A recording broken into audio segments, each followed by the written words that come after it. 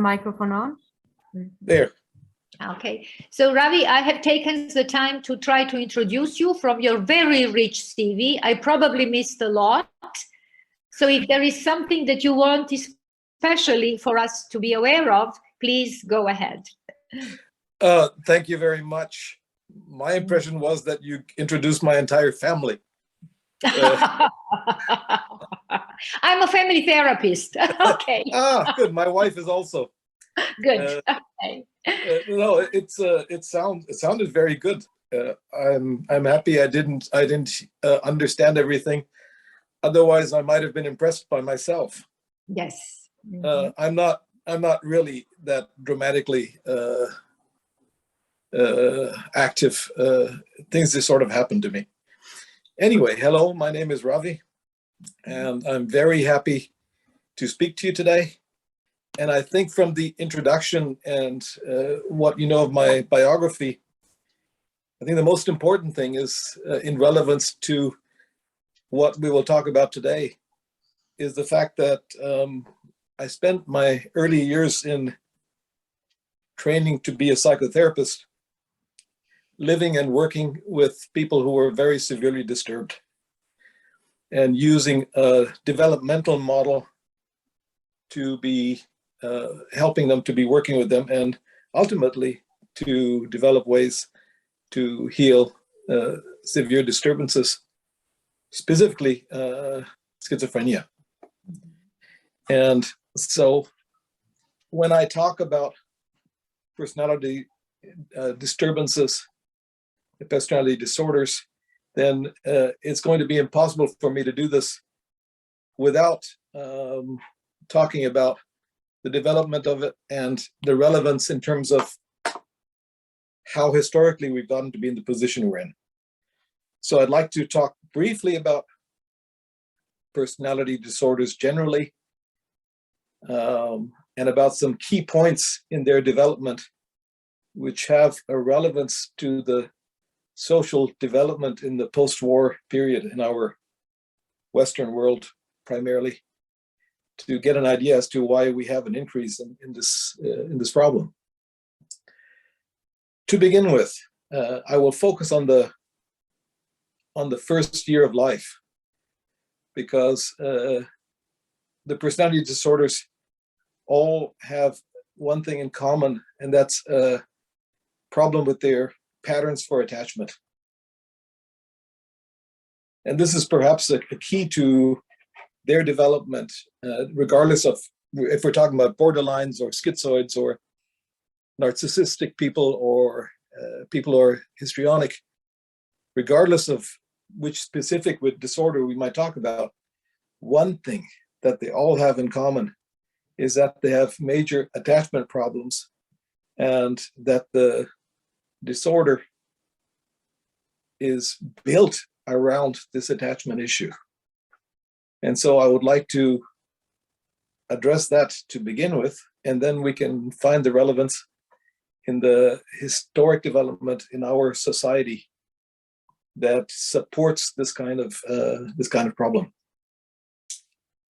When a baby is born, they are born so underdeveloped neurologically, physically, in all aspects, that they're incapable of surviving on their own.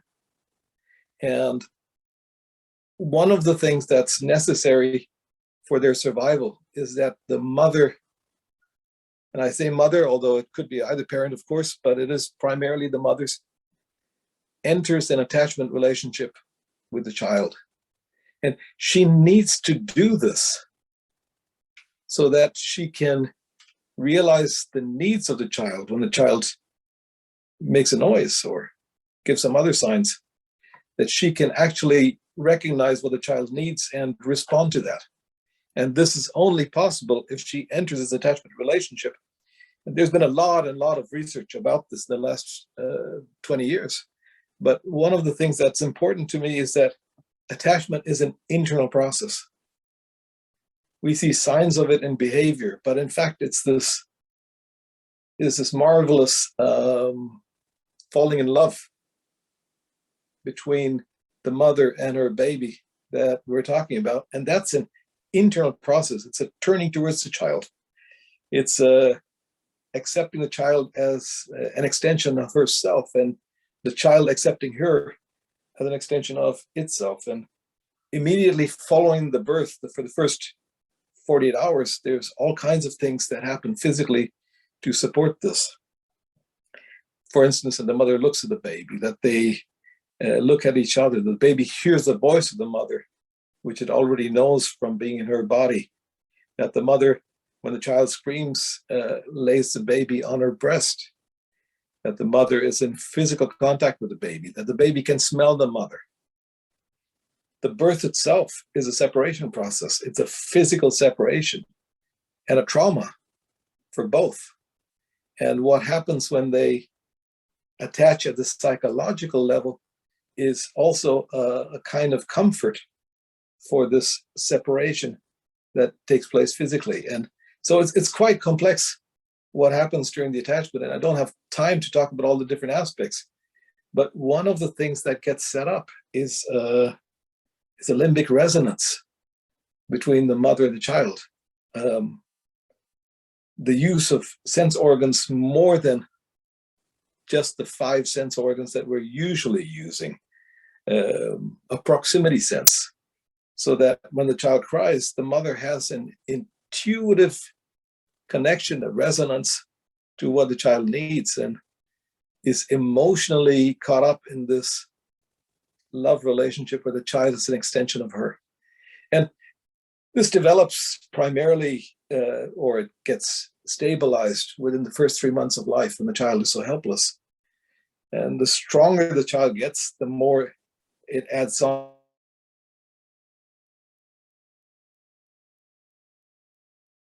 behavioral aspects of it. And we went into the bonding behavior.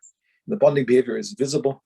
It doesn't have to have attachment, but in the case of the mother and child, it's very obviously a continuation or an external expression of the internal attachment that's there. And the attachment and bonding take a period of approximately 9 months. And I say approximately because the babies don't read the books and don't know that they're supposed to move into the next stage at 9 months. So there's variation in that, but approximately 9 months. And the child grows in this attachment to the mother, and the mother responds in her attachment to the child and is joyous when the child responds to her. So there's an interaction that goes on. That's their primary relationship from both sides. And through this, there's, of course, a place for the child in the family, and the child is taken on as an extension within the family. And all this takes place in the first 9 months. And it's extremely important for our further development. And when this takes place, then the child also gains confidence in itself and in its relationship. It forms an image and imago also of the mother who's attached to it. And this prepares it for the changes that take place around 9 months, which is when the child can move away from the mother under its own capabilities. So when the child learns to crawl, then they suddenly realize that places where we plugs on the wall get to be interesting, and things outside get to be interesting. And the child moves away from the mother, and there's an automatic separation process that takes place. And this is a very critical situation, this separation process, because the mother needs to stay attached to the child and still accept the separation and separate herself in some ways, move out of that really deep attachment to give the child room to develop in relation to the world itself. And the pictures we make and the attachment that we make to the world itself is based on our attachment in this primary relationship to begin with. So it's a necessary preparation for the separation stage. And of course, the mother has carried the child in her body for 9 months. She's carried the child on her arms for 9 months.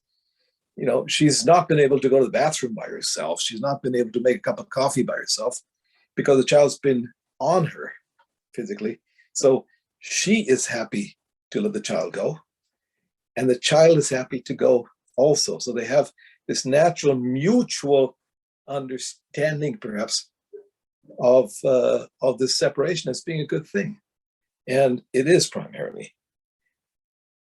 To support this, of course, the child is always developing physically also. And one of the things that happens at this age is also that the child may start to get teeth. Teething is very common at that age. The child might get sick from putting something in their mouth that's not clean. The child may hurt itself. It may need the mother more. And the mother's just gotten used to being able to get a cup of coffee by herself. And all of a sudden, she has a day where the baby is teething, their nose is runny, their cheeks are red, they have a light fever, they fill their diapers more, and they need the mother more. And she feels that she wants both. She wants the separation from the child, which has gotten to be good. And as yet, she feels the responsibility to take care of the child. And so she might get angry about this neediness. This is perfectly normal. The mother wants the separation also at this age. But if she feels angry about it, and then she might feel guilty about it, she might have reasons to not feel good about it, then she would pull back. And what the child would experience is not a separation just at the bonding level, but also at the attachment level. And this is the core to the attachment problems that people with personality disorders have, is that they experience a rejection. They experience a loss of a relationship that they have had up to this point, and that they no longer have based on their own development. So when the mother pulls back because she feels guilty about being angry at the child or being angry at the situation, or for other reasons, then the child feels rejected. And they don't know how to deal with it. And so they, in the next stages of development, they begin to look for ways to compensate for what they experience as a rejection or as an incapability to attach to the mother. And when we work with people who have personality disorders, we always at some point come to this stage in the therapy. They describe it as a deep loneliness or a feeling of emptiness, a fear of attaching because then they could lose what they're attached to. It's better not to be attached. They describe it in different ways, but this is a core that we always come back to, regardless of the form of the personality disorder. And a picture I have is that you have a plant that's growing, and then somebody pounds a nail into it, and the plant grows in a different direction. And this rejection that they experience is what caused them to go in a different direction. And what they look for, and what begins to form, is that they look for alternatives so that this never happens again. And this is a major difference between psychosis and personality disorders, is that the personality disorders find a way to compensate so that they don't have to experience that rejection. And the solutions they find are within the examples that are there within their families. So just for an example, the child feels rejected by the mother. It's a little girl, and she feels like she can't reach the mother. And then she notices that dad pays attention to her when she's being girly. So she begins to learn to behave particularly feminine to get dad's attention, to deal with the rejection from the mother.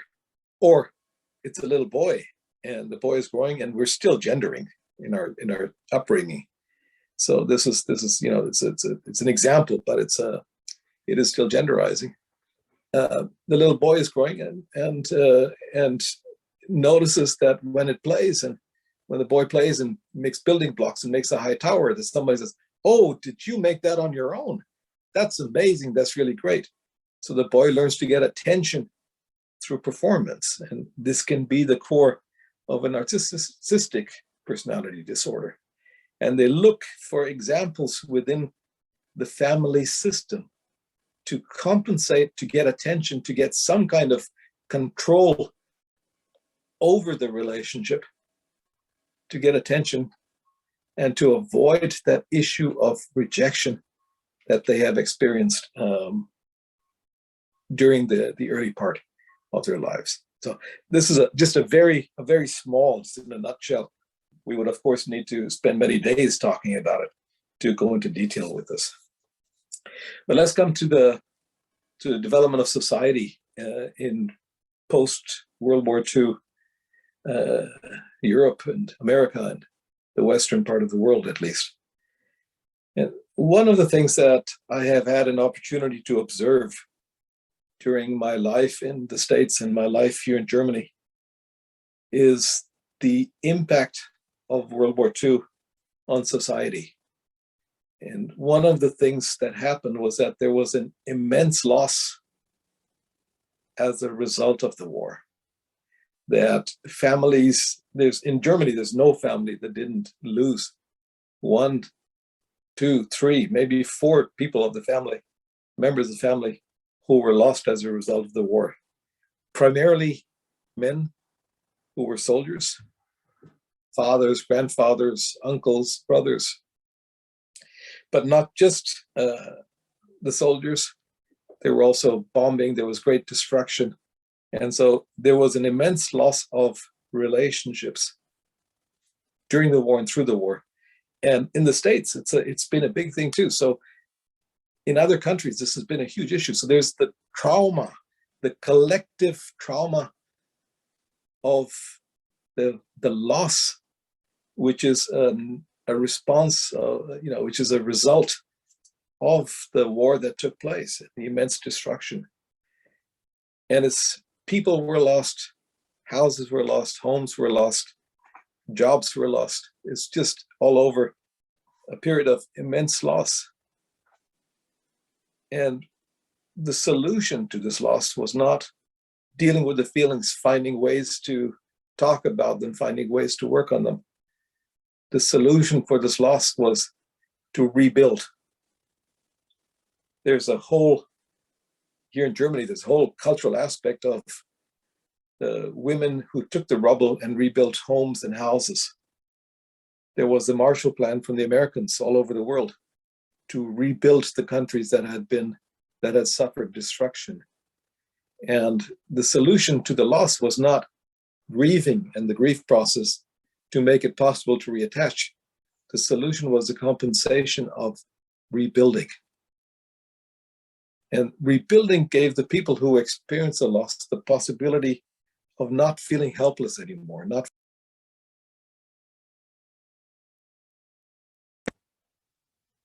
okay, I just got a message my microphone was out. Maybe when I move my hand, something happens. I have to be careful. The feeling of loss was compensated. The feeling of helplessness was compensated. The feeling of direction in life was compensated. Not through grieving and dealing with the loss, but through rebuilding the country, through a kind of materialism as a solution, as a compensation for the loss of personal relationships. And so the energy got put into rebuilding the country to begin with, to rebuilding what had been destroyed. And it was it was primarily the people who had been left and who were experiencing the loss, who were then involved with rebuilding things. And this rebuilding then got supported even more with what the Germans called the Wirtschaftswunder, the economic wonder that developed out of this rebuilding what had been lost. So there was a focus on materialism, moving out of the experience and the feelings, the emotions of the loss, finding a compensation in materialism. And it got to be that the goal got to be to have your own house, to have 2 cars. In the States, they say a chicken in every pot and 2 cars in the garage. Here in Germany, the whole culture around the cars and and houses and gardens and try to make everything look as though there had never been a war, and not to deal with the emotions. And this set up across this different social strata, this set up a culture of doing, achieving, building a kind of a screen where everything looks like it's okay, as a solution for the loss that had never been dealt with. So the more loss that we have experienced, the greater the need, or the greater the drive to rebuild and to materially show that, you know, we're doing okay, everything's okay. We have food, we have a warm house, we have cars, we have good clothing. And this got to be the exchange that was made for the loss of people and the loss of relationships that had taken place as a result of the war. And of course, the result is that we carry the loss into the next generations. What's not dealt with is what the next generation inherits. So the generation that came after the war was a generation that learned that the most important thing in life was to have material things, to have a certain level of luxury, and that relationships were not that important. And this is, of course, a very fecund, a very fruitful atmosphere for the development of personality disorders. So the mothers who had lost their parents and their husbands and their brothers and uncles, who hadn't dealt with that loss, were now presented with babies to whom they should go into an attachment with. But the attachment would hurt because the attachment was connected to loss. So instead of finding ways to attach and finding ways to hold the attachment, what they moved into was to finding ways to materially make sure that their babies were well taken care of. If you see the pictures of babies in the generation after, who were born after the war, they're dressed well, they're clean, they're kept in good rooms, they have all the amenities. But I see lots of pictures in my therapeutic work, and I have people bring pictures of themselves as babies, and what I notice is that you very rarely see pictures where the parents and the child look at each other. They're well dressed, they're all staring at the camera, and sometimes the child is even interacting or trying to get the attention, but the focus is not on each other. The focus is on, what does this look like to the neighbors? What does it look like to other people? And this is, of course, an issue where instead of attachment, there's material wealth, material success. So this is a kind of a society that accepts, and not only accepts, but supports not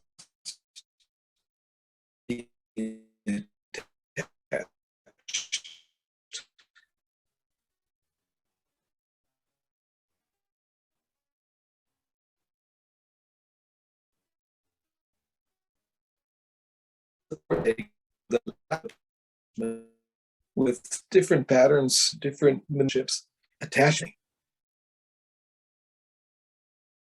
The lack of attachment in this societal situation that we have, in this materialistic society that we have developed, in our way of not dealing with the loss and the sadness, the grief following the war. The result is a society that caters to, that supports, that promotes a materialism instead of attachment, instead of relationships. And I think when we look around in society now and politically, there's an escalation of this process. I'm not going to mention any countries specifically that may have stars and stripes as their flag, but their last president is really an example of what's happened.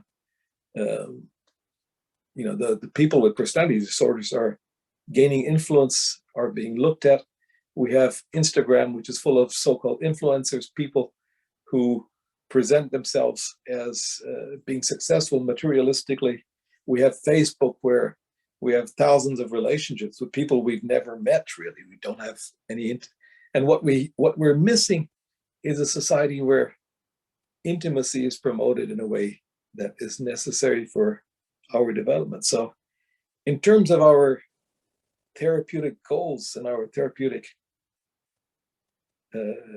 direction, I think we need to look at, when we work with people, when we have people in our therapeutic process, we need to look at ways that we can invite them to enter therapeutic attachment so they can learn to shift the focus away from materialism and away from the kind of flat and the kind of surface level of communication, to open themselves up to intimacy, to open themselves up to experience the pain of the trauma that they have taken on, that they've inherited, as well as the trauma that they have experienced in their own relationships with their parents in the therapeutic attachment relationship, so that they can heal. And maybe if we all join in doing this, we can actually make a change and turn things around in the society that we're in. I think my time for talking is just about up.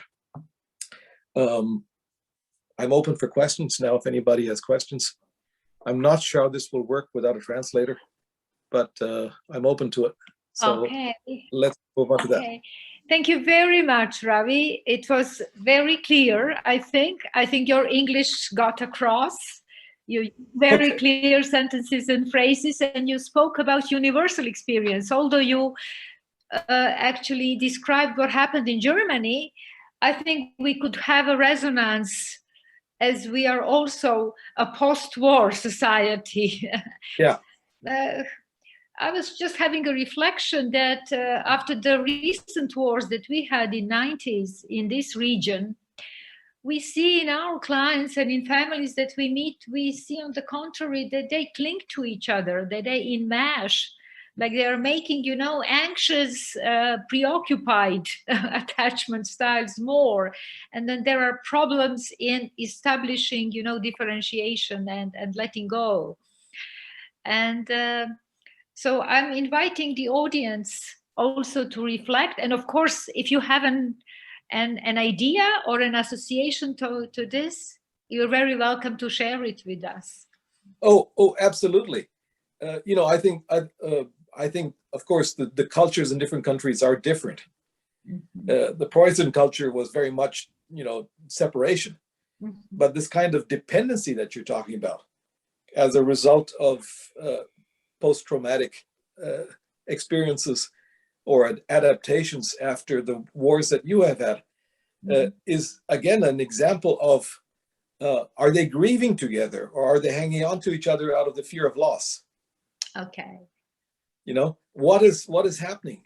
Is there a culture, and I hope you have a culture, where within these new forms of hanging on to each other, there's room for grief? Because that's what I see as needs to be done. There needs to be grieving before we can move on. And being dependent on each other or codependent on each other is not the solution if there's not space for grief. Okay. My friend George Kohlreiser, who's a transactional analyst and a wonderful person, says, you can't say hello until you said goodbye. Yeah. Okay. So if we don't find ways to let go of the loss that we've had, to work through it through grieving, then the attachment that we form will have those elements of fear of loss and things like that. Mm-hmm. That's why I think that's not the only solution, but we need to find ways to grieve. Yeah, okay. Okay. Mm-hmm. Da li neko iz publike ima rezonancu? Mi ćemo prevesti ukoliko imate teškoće da se izrazite na engleskom, ali... I can speak in English if it is okay for you, Nevena. I think it's okay for all of us. It's definitely okay for me.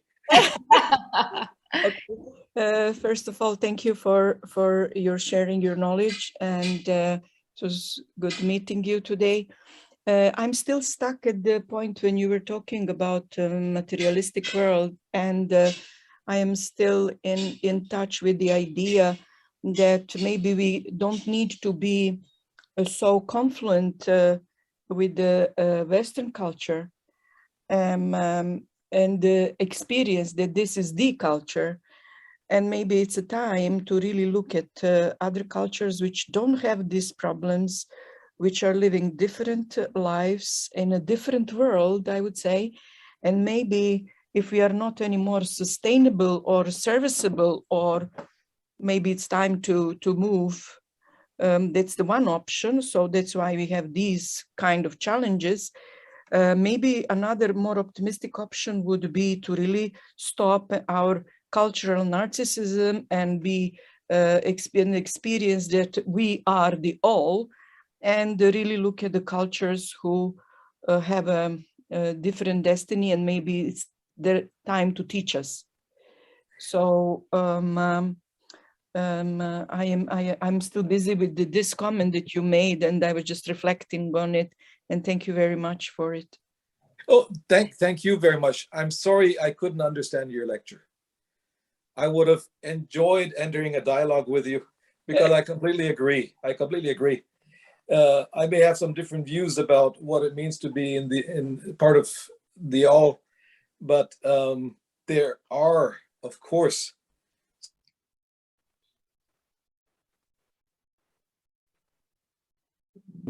in compassion, in empathy that surrounds us with our entire environment.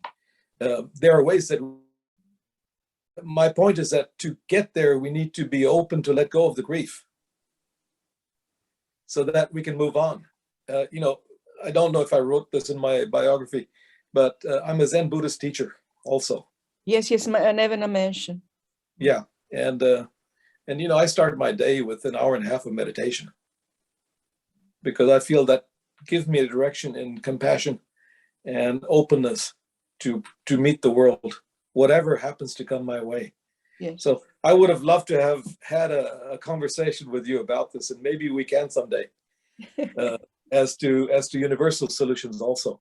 Thank you. And how we can develop from a personal level to the universal level, and maybe turn the ship around. Make the shift. Yeah, make that shift. Why not? Make that shift. Make that universal shift. Maybe if enough of us reach our hands out. You know, Satya Yuga will come in 2,000-3,000 years, so we are still far from it. No. What are 2,000 or 3,000 years in the history of the world? Yeah. Yes. It's a breath. It's a drop. It's no problem. We just have to survive the 2,000 or 3,000 years. That's all. Okay, good. Thank you very much. Aha. Da li još neko od nas 147 ovde želi nešto da komentariše, da podeli asocijaciju, da se usprotivi?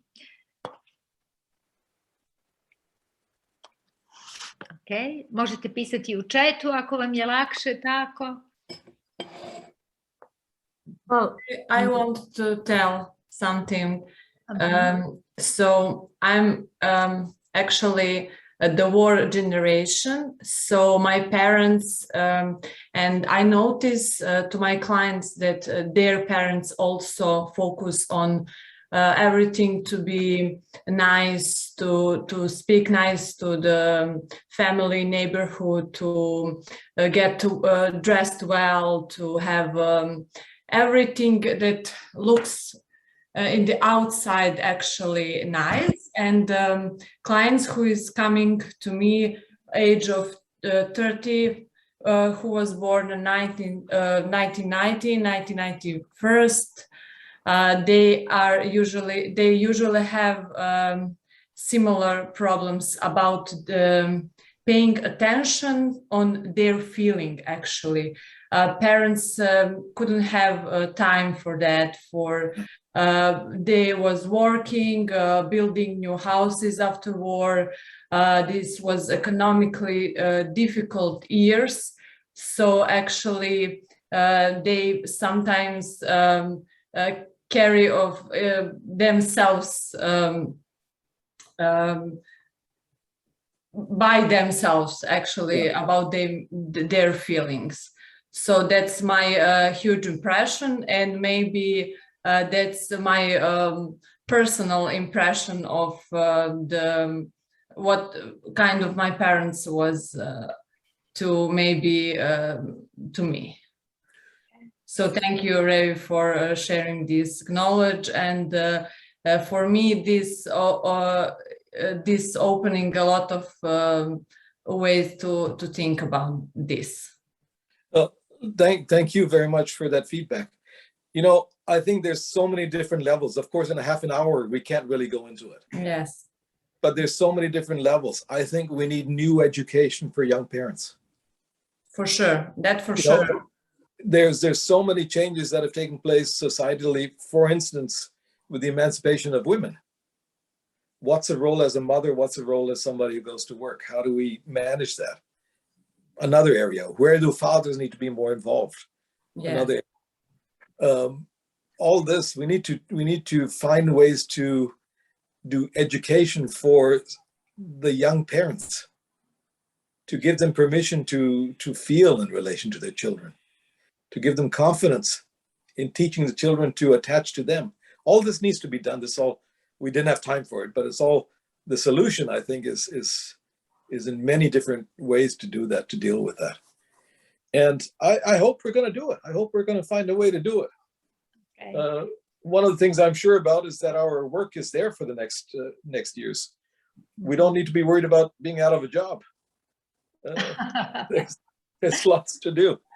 But, you know, let's do it with joy. Let's do it with room for grief. Let's do it with room for all the four feelings, for grief, for anger, for sadness, for scare, for joy. Let's make a place that people are happy to attach.